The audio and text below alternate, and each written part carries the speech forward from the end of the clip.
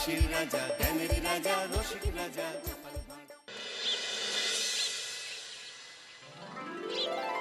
সত্যি এই বছর আমাদের কৃষ্ণনগরে ঠাকুর মুখ তুলে চেয়েছেন। হ্যাঁ মহারাজ, ধান একেবারে পরিপূর্ণ হয়েছে। তা কবে ধান কাটা হবে পুটির বাবা? ধান তো একেবারে পেকেই এসেছে, সপ্তাহখানেকের মধ্যে ধান কাটতে হবে। বেশ বেশ, তাহলে তো ভালোই হলো। এই মাসের শেষের দিকেই তো নবাব বাহাদুরকে শস্যের খাজনা পাঠানোর কথা। হ্যাঁ মহারাজ, এবারে নবাব বাহাদুর খুশি হবে। ঠিক বলেছ গোপাল।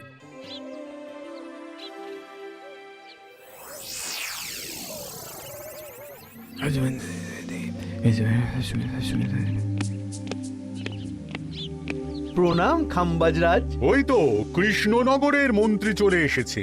ও, এর কথাই তুমি বলেছিলে? হ্যাঁ, ওই রাজ্যের সব খবরাখবর আমায় দেয়। ইনি কে? ইনি হলেন জমিদার কেশকান্ত বর্মন, আমার রাজ্যেরই দক্ষিণ পশ্চিম গ্রামের জমিদার, আমার প্রিয় বন্ধু। নামটা বেশ অন্যরকম, কেশকান্ত। আসলে ওদের বংশ পরম্পরায় সকলের উন্নত ঘন কেশ আছে, তাই ওদের পরিবারের সবারও নামে একটা করে কেশ আছে। আমি খাম্বাজ রাজের সৌমিত্র এবং সুপরামর্শদাতা। কিছুদিন আগে আমার মাথায় খুব খুশকি হচ্ছিল, মাথার চুল পাতলা হয়ে আসছিল। কিন্তু আমার পরামর্শে একটা তেল মাখতেই মহারাজের মাথার চুল এখন ঘন হয়ে উঠেছে, আর কোনো সমস্যা নেই। বাবা বাবা, ভালো ভালো ভালো। এবার তাহলে কাজের কথাটা বলে দিন। এবারে তো শুনলাম তোমাদের রাজ্যে অনেক ধান উৎপাদন হয়েছে, তাই স্বাভাবিকভাবে নবাব বাহাদুরের কাছে রাজস্ব অনেক বেশি দেবে, কি তাই তো? হ্যাঁ, এবারে রাজস্ব দানে কৃষ্ণনগরই প্রথম হবে। না, তা হবে না। নবাবের কাছে অত ধান পৌঁছবে না, এমনকি কৃষ্ণচন্দ্রের কাছেই চাষিরা বেশি ধান রাজস্ব দিতে পারবে না। সেটা কি করে হয়? পাকা ধানে মই দিতে হবে। বললাম না, ও আমার সুপরামর্শদাতা। হ্যাঁ, আমার মন্ত্রীকে বাণিজ্যের কাজে বাইরে পাঠিয়েছি কিছুদিন, তাই কেশকান্ত মাঝে মধ্যেই আমার কাছে আসে, গল্পগুজব করে আর সুপরামর্শ দেয়। কিন্তু আমি কি করব? তুমি রাতের অন্ধকারে চাষিদের ধান জমিতে পাকা ধানে মই দিয়ে দাও, এমন ভাবে কাজটা করবে যাতে কাক পক্ষীতেও টের না পায়। আর তাতে আমার লাভ? প্রত্যেক বছর নবাব রাজস্ব দানে বিজয়ীকে 3000 মোহর দেয়, আমি তোমাকে তার থেকে 1000 মোহর উপহার দেব। 1000 মোহর? হ্যাঁ হ্যাঁ, যাও যাও যাও, কাজটা শুরু করে দাও। আচ্ছা।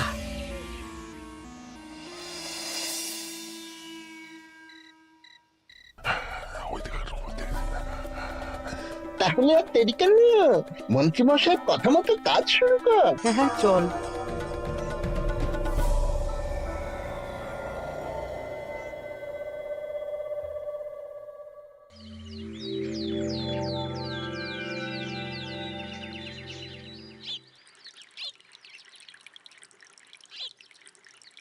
এবারে তো চাষাবাদ বেশ ভালোই হয়েছে। আশা করি নবাব বাহাদুরের কাছ থেকে এবারে আমরাই পুরস্কার পাবো। হ্যাঁ মহারাজ, সারা বাংলায় কৃষ্ণনগরের মতো উৎপাদন এই বছরে কোথাও হয়নি। সর্বনাশ হয়ে গেছে মহারাজ, সর্বনাশ হয়ে গেছে। কি সর্বনাশ হয়েছে গো পুটির বাবা? গতকাল রাতে আমাদের সব জমির পাকা ধানে মই দিয়ে দিয়েছে। সে কি? এবার আমরা কি করব মহারাজ? কাদের কাদের জমিতে হয়েছে এসব? যেই জমিতে তাকাবেন সেই জমিতেই এই কাণ্ড, ধান ঝরে সব মাটিতে পড়ে আছে। এবার আমরা কি করব? হায় হায় হায়, এবার আমাদের রাজ্যের কি হবে? নবাব বাহাদুরকে তো জবাব দিতে পারবো না। বড় বিপদ হয়ে গেল, রাজ্যে গ্রহের প্রকোপ নেমে এলো।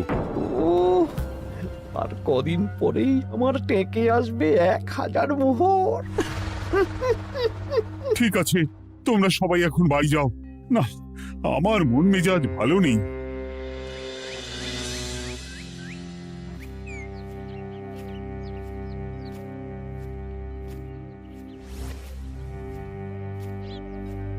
ওগো, তুমি শুনেছো কি হয়েছে? পুটির মা হাউ হাউ করে কাঁদছিল গো।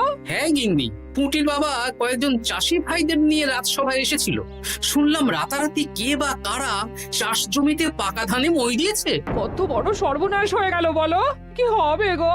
কি যে হবে ভগবান জানে। বলি তুমি পারলে না পুটিদের একটু সাহায্য করো। হ্যাঁ, আমি মনে মনে ভেবেই রেখেছি বুঝলে, এবার বেতন পেলে পুঁটিদের বাড়িতে মাসোহারার জিনিসপত্র দিয়ে আসবো। নবাব বাহাদুরের কাছে মহারাজ খাজনা কিভাবে দেবেন?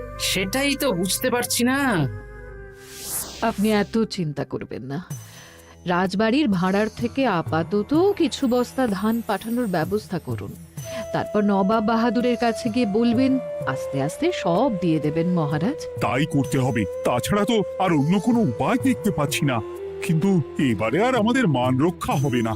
দেখি 2-1 দিনের মধ্যেই যতটা সম্ভব ভাড়া থেকে ধান পাঠানোর ব্যবস্থা করব।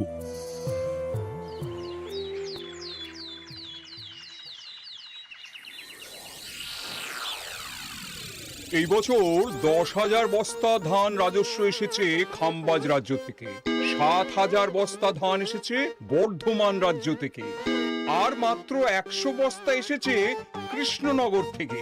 তাই এই বছরের বিজয়ী রাজ্য হচ্ছে খাম্বাজ রাজ্য।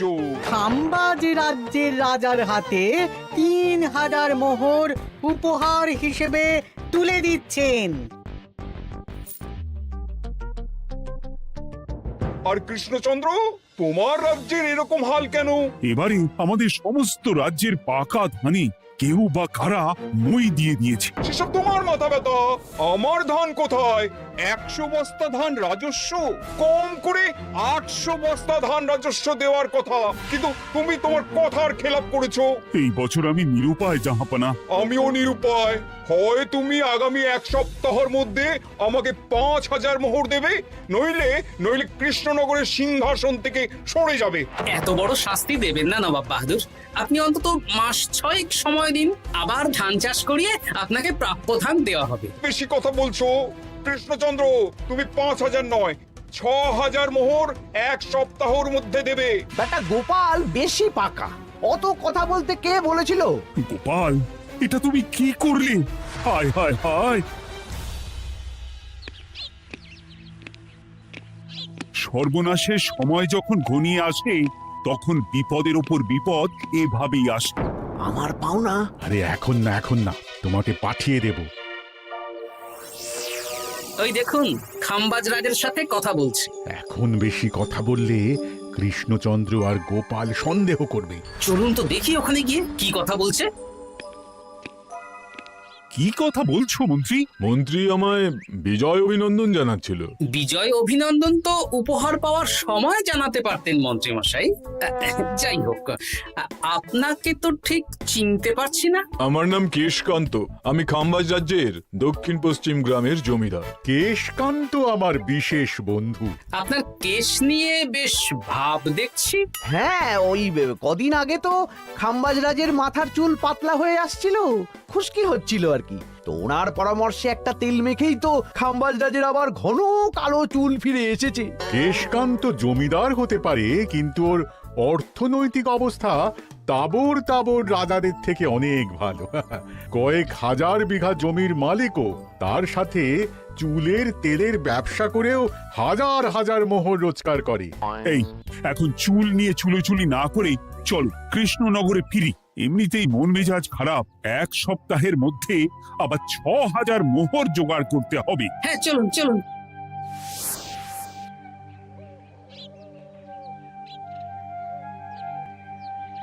আচ্ছা মন্ত্রীমশাই, আপনি এই কেশকান্ত জমিদারের ব্যাপারে এত কিছু জানলেন কি করে? ওনার সাথে তো আমাদের আজই প্রথম দেখা। হাওয়ায় কত খবরই ভেসে আসে, সেরকম আমার কানেও এসেছিল। এসব বাদ দাও। গোপাল, মন্ত্রী, দুজনেই ভাবনা চিন্তা করো কিভাবে 6,000 মোহর জোগাড় হবে। পাকা ধানে মই পড়লো, এখন আবার এত বড় বোঝা। আমার কাছেও মহারাজ বেশি অর্থ নেই, সব মিলিয়ে মিশিয়ে ওই 150 থেকে 200 মোহর মতো আছে বাড়িতে। যদি বেশি থাকতো আমি আপনাকে নিশ্চয়ই সাহায্য করতাম মহারাজ। তাও করতেন কিনা সন্দেহ। তুমি চুপ করো। মন্ত্রীমশাই ওই লোকটাকে জানলো কি করে? এই লোকটাকে তো আগে দেখারই কথা না। না, ব্যাপারটা নিয়ে ভাবতে হবে। চলুন চলুন।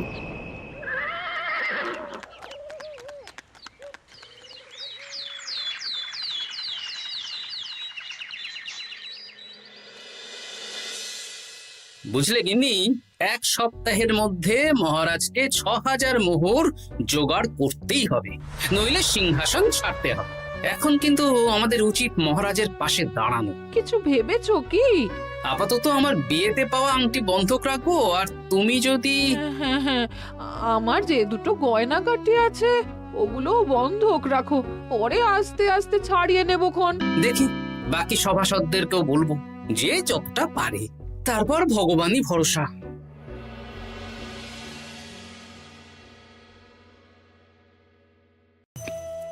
আপনি এত চিন্তা করবেন না মহারাজ। চিন্তা না করে কি আর কোনো উপায় আছে? সিন্ধুকে যা আছে তা দিয়ে 3000 মোহর হয়ে যাবে, কিন্তু তারপর আর কি করব? এবার কি নিরুপায় হয়ে জায়গা জমি বিক্রি করতে হবে? কিছু একটা করতেই হবে। আপনি গোপালকে একবার বলে দেখুন, প্রত্যেকবার যখনই বিপদে পড়েছেন তখন গোপালই আপনাকে বাঁচিয়েছে। দেখি আগামীকাল রাজসভা শুরু হওয়ার আগে গোপালের সাথে ব্যাপারটা নিয়ে আলোচনা করব।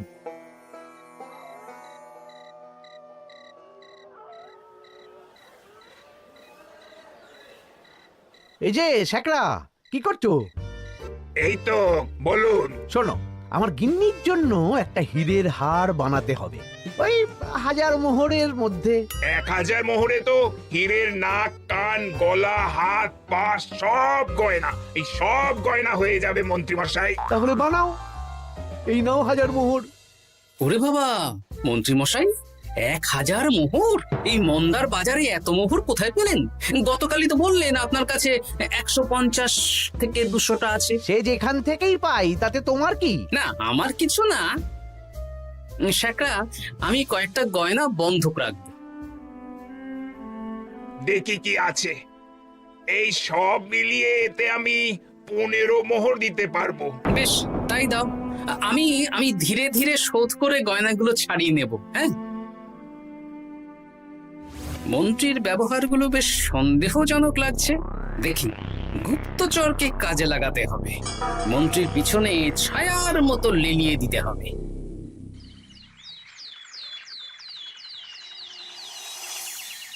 মহারাজ, আমি চেষ্টা করছি আপনার এই মোহর কিভাবে জোগাড় করা যায়, আপ্রাণ চেষ্টা করছি। দেখো, আমি 3000 মোহর পারবো, কিন্তু তার বেশি হলে জায়গা জমি বেচতে হবে, হাতে যে বেশি দিন সময়ও নেই। আচ্ছা মহারাজ, দেখছি। তবে মন্ত্রীমশাই চাইলেই আপনাকে 1000 মোহর দিয়ে সাহায্য করতে পারতেন, কিন্তু উনি তা না দিয়ে ওনার গিন্নির গয়না বানাচ্ছেন, হীরের গয়না। কি মন্ত্রী তো কালকেই বলল ওর কাছে 150 থেকে 200 মোহর আছে মাত্র, 1000 মোহর কোথা থেকে পেল? সে উনিই জানেন, তবে তার খবর খুব তাড়াতাড়ি আশা করি পেয়ে যাব মহারাজ।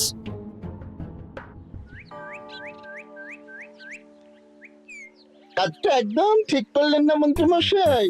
আপনার কথা শুনে আমরা সবার জমির পাকা ধানে মই দিলাম, কিন্তু আমরা একটা পয়সা পেলাম না। আপনি যে এই কাজ করার জন্য খাম্বাজ রাজার কাছ থেকে ওই 1000 মোহর উপহার পেলেন, সেটা দিয়ে গিন্নির গয়না বানাতে দিলেন, কিন্তু আমাদের বেলায় লবডঙ্কা। তোদেরকেও দেবো, একটু সবুর কর, আগে গিন্নির মাথাটা ঠান্ডা করি।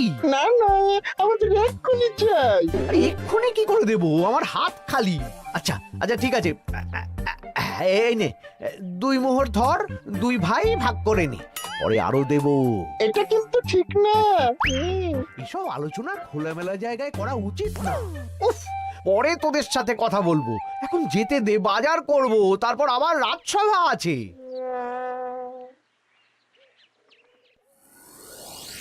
আচ্ছা, এই ব্যাপারটা মহারাজকে আর গোপাল দাদাকে জানাতে হবে।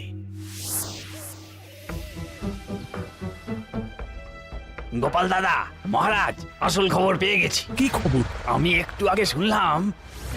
কাজটা একদম ঠিক করলেন না মন্ত্রী মশাই।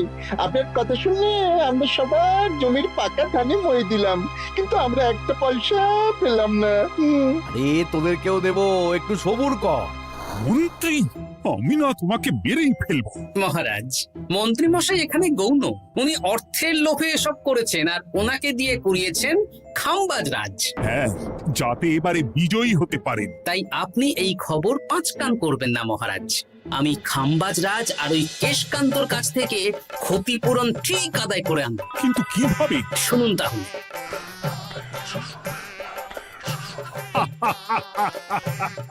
দারুণ বুদ্ধি। তাহলে এখন আসি মহারাজ, কাউকে কিচ্ছু বলার দরকার নেই। আপনি শুধু আগামীকাল সন্ধেবেলা খাম্বাজ রাজের দরবারে চলে আসুন, পারলে নবাব বাহাদুরকেও সঙ্গে করে নিয়ে আসুন। হ্যাঁ,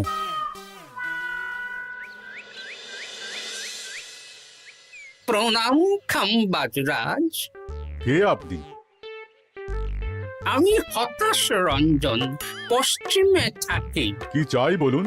কিছু চাই না, তবে একটা কথা শুনলাম তাই বলতে এলাম। কি কথা? আমি শুনলাম মহারাজ আপনার মাথার চুলগুলো সব নকল। আমার এত সুন্দর চুল সব নকল? ফাজলামো হচ্ছে। আমি যদি প্রমাণ করে দিই আপনার চুল নকল, তাহলে কি? তাহলে আপনি আমাকে 100 মোহর দেবেন, আর প্রমাণ না করতে পারলে আমি আপনাকে 100 মোহর দেব। বেশ, দেখো, এক্ষুনি দেখো, আমারই তো 100 মোহর লাভ হবে। এখন না, এখন না, আজ সন্ধেবেলায়। বেশ বেশ, তখনই এসো। এবারে জমিদার কেশকান্তর বাড়ি যেতে হবে।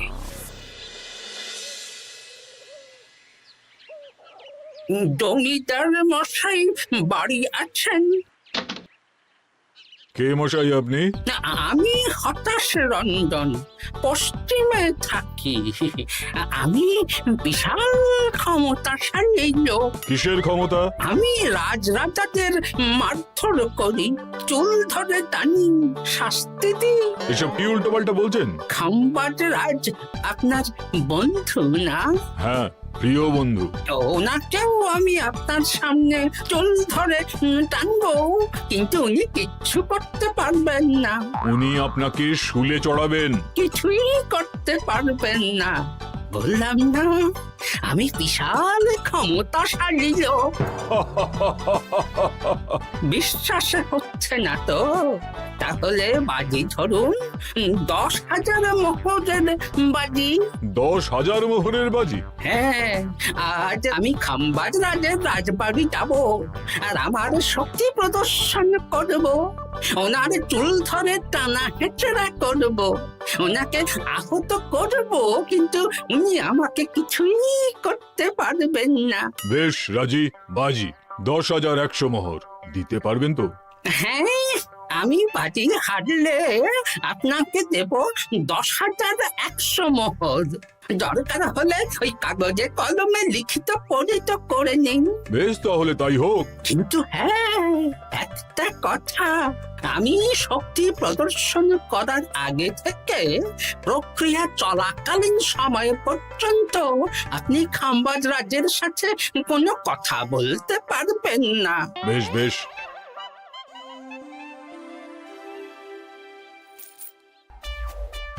তাহলে শুরু করি? শুরু করো। এবার আমি প্রমাণ করেই ছাড়বো।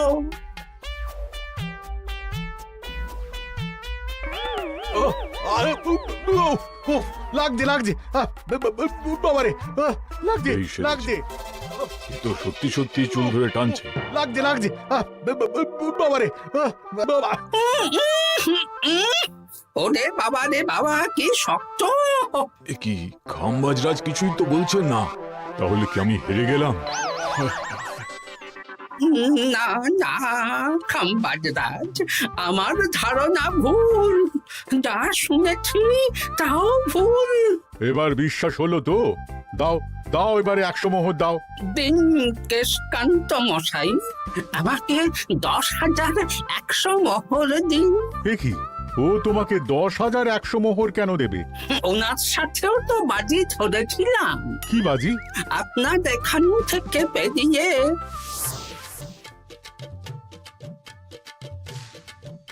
এবারে দিন তো দেখি, সব কাগজ কলমে লেখা আছে। এই নাও। হায় হায় হায় হায়। সাবাস গোপাল, সাবাস, তুমি আমার মুখ রক্ষা করেছো। গোপাল, কৃষ্ণচন্দ্র, নবাব বাহাদুর, আপনারা? হ্যাঁ, আমি গোপাল। এটা ছাড়া আর কোনো উপায় ছিল না খাম্বাজরাজ। আপনি আমাদের মন্ত্রীর মাথা খেয়ে যে জঘন্য কাজটা করিয়েছেন সেটা তো আর প্রমাণ করতে পারতাম না, তাই ছলে বলে কৌশলে আপনার প্রিয় বন্ধুর কাছ থেকে আদায় করে নিলাম। হ্যাঁ নয়, হ্যাঁ।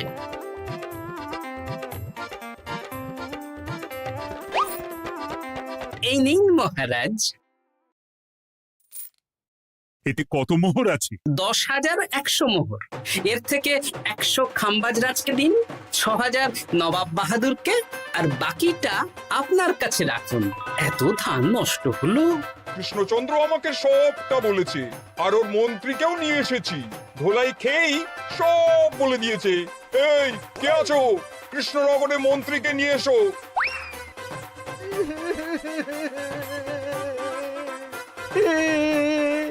মার খেয়ে আমি সব বলে দিয়েছি খাম্বাজরাজ। উদ্ধার করে তো জাহাপানা, আমাকে ক্ষমা করে দিন। এর কোনো ক্ষমা নেই। তোমাকে আমি কারাগারে বন্দি করব। হায় হায় হায়, সামান্য টাকার লোভ করতে গিয়ে পুরো মাঠে মারা গেলাম।